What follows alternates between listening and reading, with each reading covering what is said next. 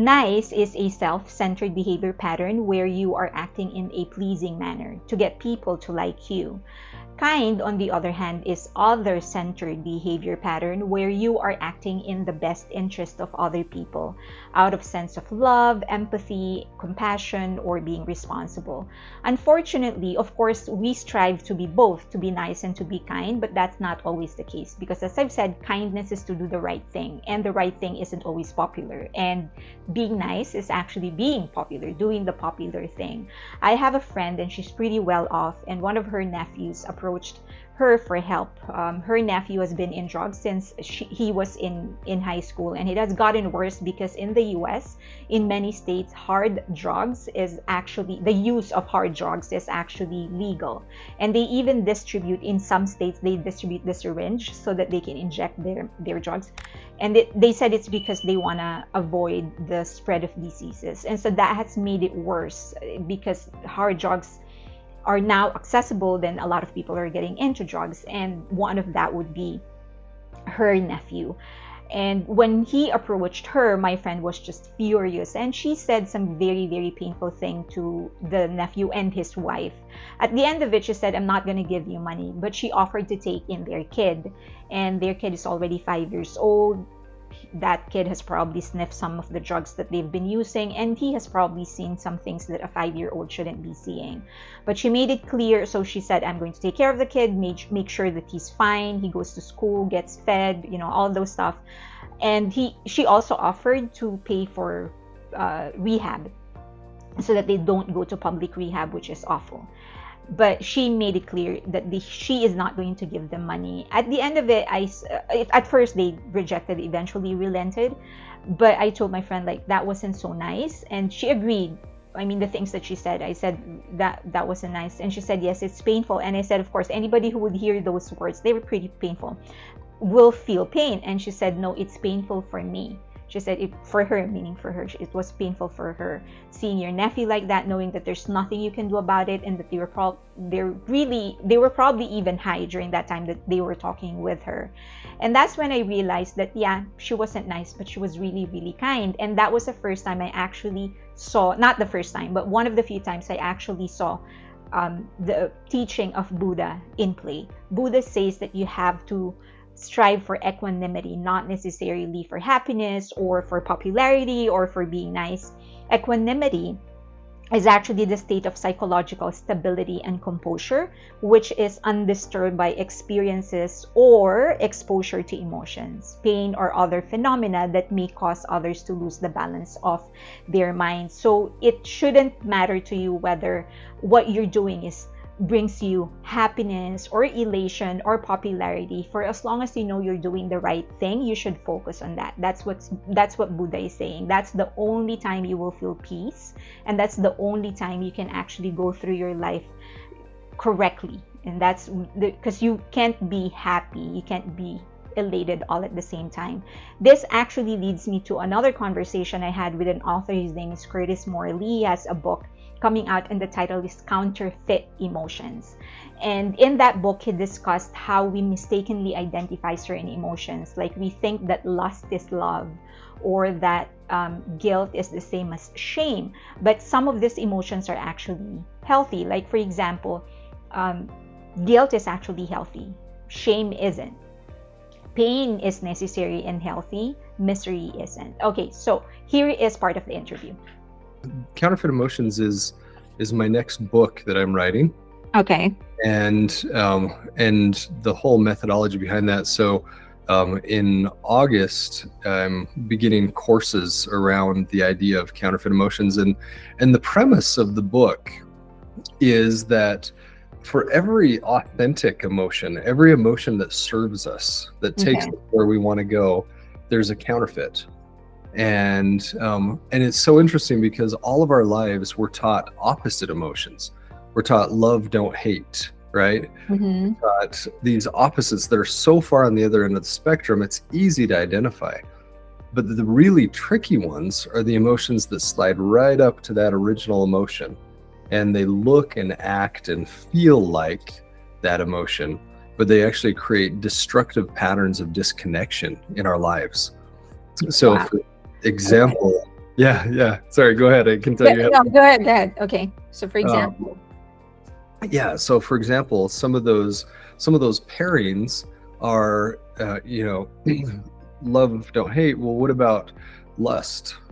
Love and lust, they look and act and feel like each other. You can put your lips to someone else's lips in the spirit of giving, connection, union, or you can do it in the spirit of taking and objectifying, and but yet it's the same action, right? right. It puts on the clothing of that original emotion. Another one that is really easy to understand is guilt versus shame. Um, and both of those emotions are really misunderstood in today's world. Guilt is actually a beautiful, healthy emotion. It's such an important emotion. Shame is its counterfeit. Shame wants you to think that it is guilt, but really, shame is one of the lowest frequency emotions we can feel. It is so destructive for our souls. And go ahead, I can tell you got lots of Yeah, no, I have like a million questions in my head right now. Okay, so this is so interesting. But I have so many questions, I don't even know where to begin. So maybe let's start from how it actually came about. Like, where did the idea actually start? Yeah, so about 4.5, almost 5 years now, I got divorced, Okay, and I'm and sorry to hear that. thanks. It was the hardest thing I've ever gone through for so Okay. many reasons, and I'm really grateful for it. I'm really grateful because it gave me a chance to be a different me. It gave me a chance to be a better me, um, versus the one that was in the entrepreneurial rat race every day and just Right. really, going after all that. And when my first book, actually, yeah, when let's see, when my first book, or excuse me, The Entrepreneur's Paradox, when it hit the Wall Street Journal bestseller list, my publisher, they said, "Hey, let's do a 3-book series on business," and I said, "Great." Mhm. So I started writing that second book, and the second book is called The Timeline of Business. So about a year and a half ago, um, I got a call from one of my best friend's wife, Mhm. and she said, "Do you know where Jerry is?" And I didn't, but I had a really strong feeling.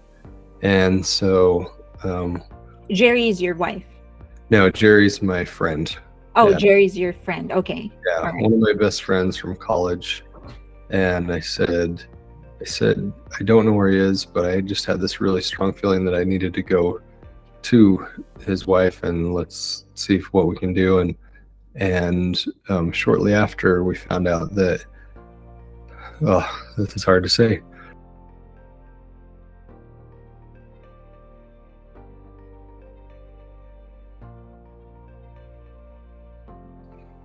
If you had met Jerry, you would think this is one of the happiest people you've ever met. You Okay. would think that this is, hilarious, one of the funniest people, just Okay. so gregarious and funny. And I truly believe that if he had understood the difference between guilt and shame and another pairing, pain and misery, if Right. he had understood the difference between those and understood what his true value was, I think he'd still be here. Okay. And because of that, I called up my publisher and I said, "Hey, I need to push pause for a minute on The Timeline of Business. I need to write this other book." And it really struck me, like, if I had 1 year left on this planet, what would I want to give? What do I want to give back? And even though I'm incredibly passionate about the business and entrepreneurship side of things, I realized that these lessons I was never taught at home, at school, at church, and the community. I never had anyone explain the difference between guilt and shame. Or Right. another one that is huge is, and this one kind of explodes people's minds, is that nice is actually the counterfeit of kind. Yeah. And Now, I never had anyone explain that to me in my 40 plus years of life, and it took going through my hardest emotional experience to start to figure these things out. And then when Jerry did his life, I said, I'm not okay with this. I am not okay with him leaving this planet because of the despair he felt, because Right. of the shame he felt, and not understanding how beautiful guilt can be, where shame is just one of the most destructive emotions we can feel, and not understanding the true nature of pain. And Right. my life, I didn't. Most of my life, I had no idea the Right. true nature of pain. And it turns out pain is so important for us. Right. And the counterfeit misery, that's the one that is just like acid to our souls. And so yeah. What is it that you're trying to accomplish specifically in writing the book? Yeah, I'm the goal of the book is to help people find the one emotion that has no counterfeit, and that's peace. Okay. Peace is the only emotion that has no counterfeit. It can't be counterfeited. There's nothing that looks and acts and feels like peace that creates destructive patterns in our lives. And so that's the goal, is to, I mean, truly save lives. And we just put on a big conference. So I have a partner company called Vibonics, that has it's phenomenal technology.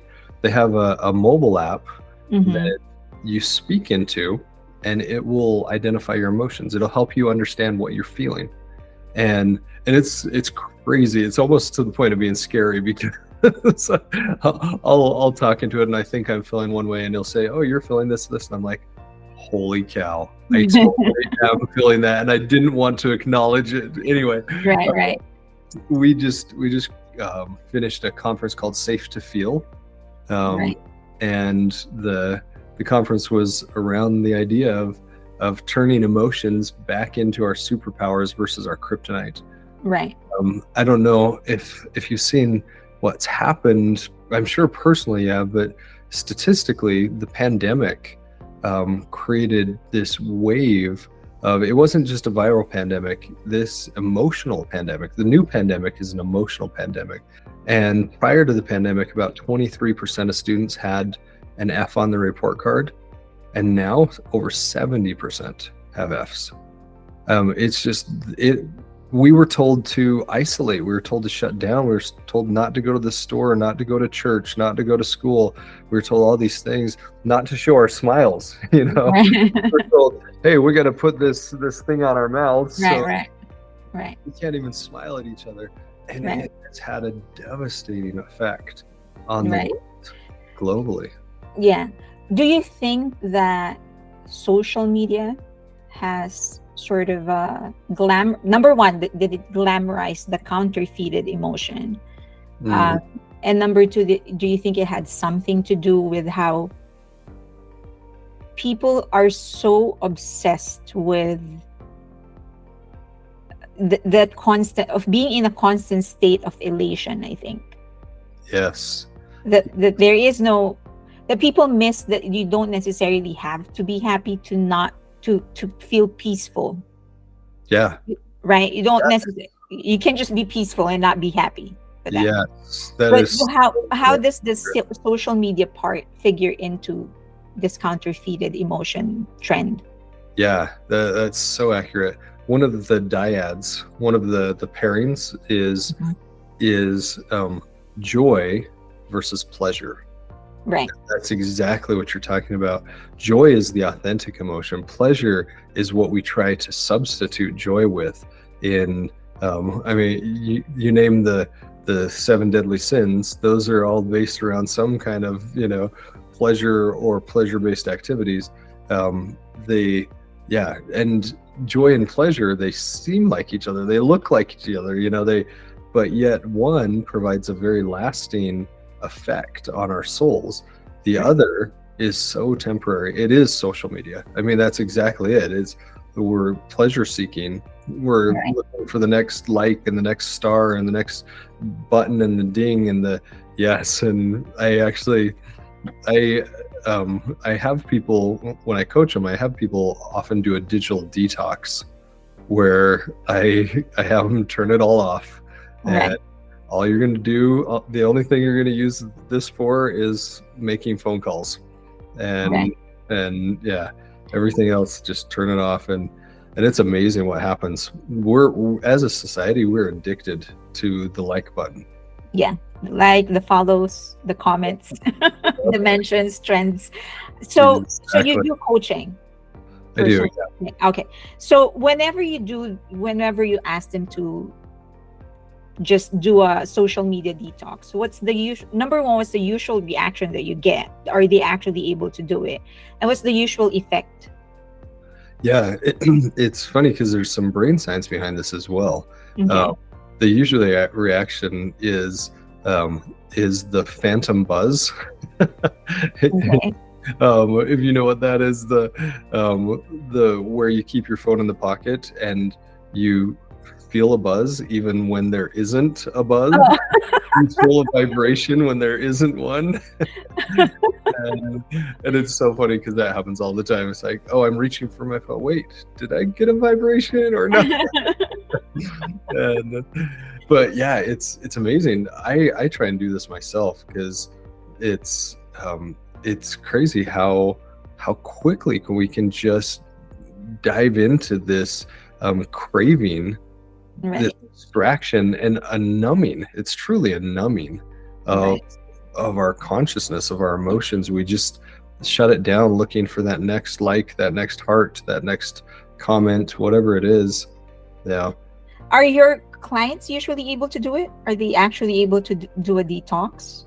I'm yeah. The clients I work with are awesome. They're amazing. I'm very very selective with who I work with, Mm-hmm. and so it's yeah. I'm very selective, and they when they sign up, I let them know it's not going to be. They're not signing up for a trip to Disneyland. They're signing up for a Right. lot of work. They Right. have to put in the work, and Right. Evan Rosenfeld, he is an award-winning producer of TV shows here in the US. And he produced Geography of Bliss. If you have time, please watch it. It's on Peacock. And this is about based on a book of the same title. And basically, the author went around the world looking for the formula for happiness. And Evan said in the interview that he didn't believe it at first, but after he explored, he actually realized that there is a way for people to find happiness. Listen to him. Happiness is about connection, whether it be to family, friends, people. It's places where community is the strongest that people are the happiest. It's not places that have the most money, or now, of course, there's a base level of like you need to have enough money to like survive. Yeah. So the large chunk of countries like on the bottom end of that list are just not happy because you don't have the basics. There's not a lot to learn about those except for that you just need the basics. But as you get to a place like Bulgaria and all those kinds of things, you start to see, a little bit more detail about why and how people are happy. And I think connection is the big thing. It's these communities. They're connected. People are connected. Yes, yeah. It's a deep connection with your family. The larger the family, the larger the neighborhood, the history of that neighborhood, the community relationships going back generations, the more comfortable and safe you feel because you just realize that even if something bad were to happen to, when it comes to financially bad, work-wise, or something would be harmful, or, let's say you're a parent and what would happen to my kids if something happened, the more comfortable you can feel the place that you're in, the less stressed you'd be about those things. Right.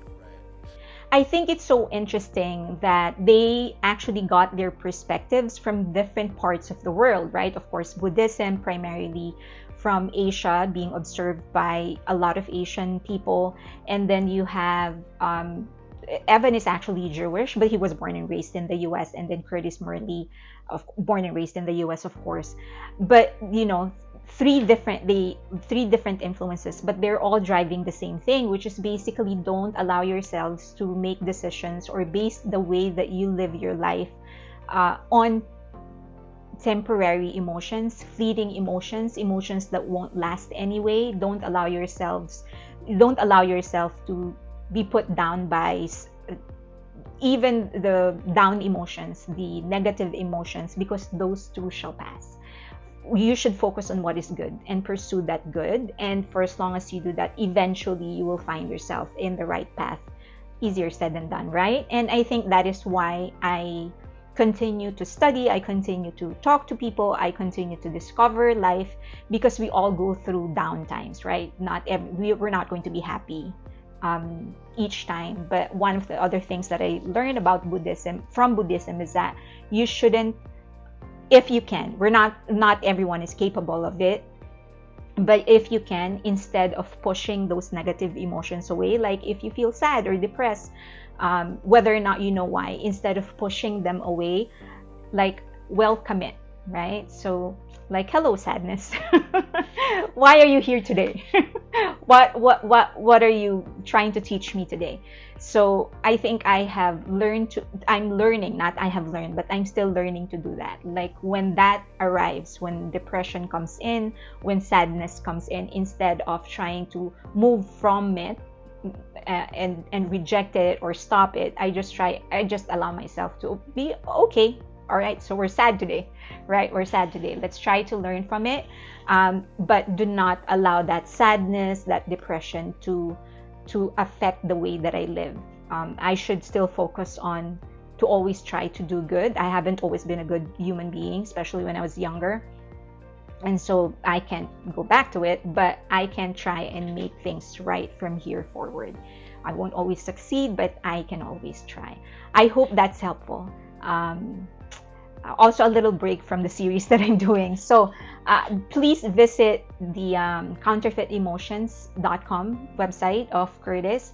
Also, if you need help in recommending some literature about Buddhist teaching, and then if you also watch The Geography of Bliss, that is available on Peacock. And I hope that somewhere along the way, we can all come together and maybe discuss our own points of view on what kind of emotions that we're feeling and how we deal with all those negative emotions. Okay, that's a little different from my usual, but I hope that helps.